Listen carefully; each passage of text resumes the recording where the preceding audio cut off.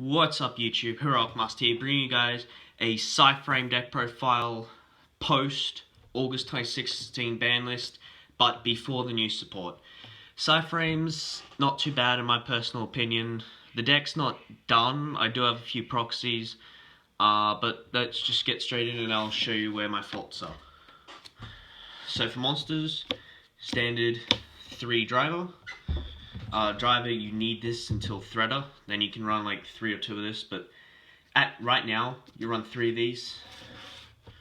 Then your gears, 3 Cyframe Alpha, because when your opponent just like summons a monster, whatever, normal or special summons a monster, special listen driver and search any Cyframe card from deck.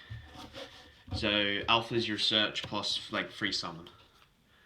Beta is your battle fader of the deck. You need 3 of him. Gamma is it's a better version of Effect Veiler for the deck.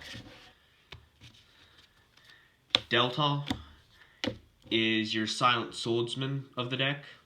Is it? I forgot what kind of silent card negates spells, but it's one of your silent cards that negates the spells. And I do run 2 Epsilon because there are times when I have a Zeta on board and I've got Circuit. So I had this on board and they tried to ram it over, and I used the Circuit to actually ditch Epsilon just to make him gain attack, make him go to 4k.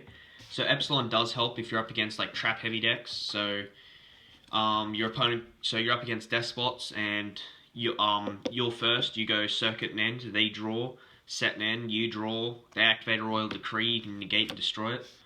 So your Epsilons do come in handy at times. Now run 3 card D, because you do most of your stuff during your opponent's turn, and all you do during your turn is draw. That's pretty much all you do. Draw and recover. Now these 3 slots are for any monster engine you want to put in. People do prefer the Wind-Up Rabbit engine, but in my personal opinion, I actually like the Senju engine with the 1-2-2 or the 1-2-3 combo. A friend of mine used to go 2 1s, 2 2s, 2 3s because he liked the draw power and consistency, except I didn't like that, so I removed those. So these are meant to be 3 Wind-Up Rabbits or your Senjus. So that's it for monsters. Spells, 3 Circuit. This you want to see as pretty much as soon as you draw your first turn. You want to see this, which is why I add the terraforming in, because you want to see this as quickly as possible to get your synchros done during your opponent's turn. Also, it's got the other effects, so if you control Cyframe monster, you can ditch a Cyframe from your hand, and then Cyframe monster you control gains attack equal to the monster you discarded. So 4 Circuit, 4 just because of the terraforming. You also get a search from Alpha to get it back, so 7, and then you've got the Overload, which adds it back from grave, which adds it from deck as well. Then for draw power, 3 Pot, because you don't special summon during your turn, you do it during your opponent's. Dark Hole, because you barely have any monsters on your turn. So I'd bump this up to 2 if I had the choice, but I can't find my other Dark Holes. Sounds weird. I would put in a Raigeki instead of a Dark Hole or something, but just that. And then 1 Psychic Path just to add your drivers back. So if you end up banishing like your drivers, you want to go Psychic Path to add them back, just at a cost of 800 life points, to add 2 of your remove from play Psychic type monsters and add them back to hand. So it does add back your Psychics, which rounds off for spells. Traps, 3 Overload, which didn't get hit on the ban list, which is great, because Overload is just OP, considering it can banish any card on your opponent's side of the field face down. They can't get it back unless they've got like Necroface or something. So Overload does help at times. Then I do run, these 2 are for 2 Jar of Avarice, because your graveyard recycling isn't that good except for Omega and Zeta are pretty much your only graveyard recycling. So Pot of Avarice will shuffle back your spells, traps, monsters, synchros that you've lost, so they'll shuffle them back. And if you've got both of them set, you activate one, goes to grave, you can actually shuffle back the other Jar of Avarice back and keep recycling Jar of Avarices.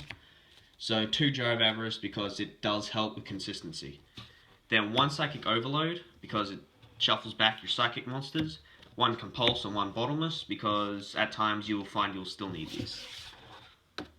Which rounds off the deck. Now on for Extra Deck. The Extra Deck is not complete just due to the fact that Omega's jumped back up now because of Shiranyu's Solitaire, which they should have kept at Sage, but so you're meant to run 2 or 3 Omega. In this deck you want to run 3, but at the moment I'm just running the 1 because I've only got 1, and my friend's really picky because he doesn't want to trade his. So I've only got the 1, but you're meant to run 2 or 3. I run 3 Zeta because on top of Omega it's easily accessible. Also banish this and 1 face up special summoned.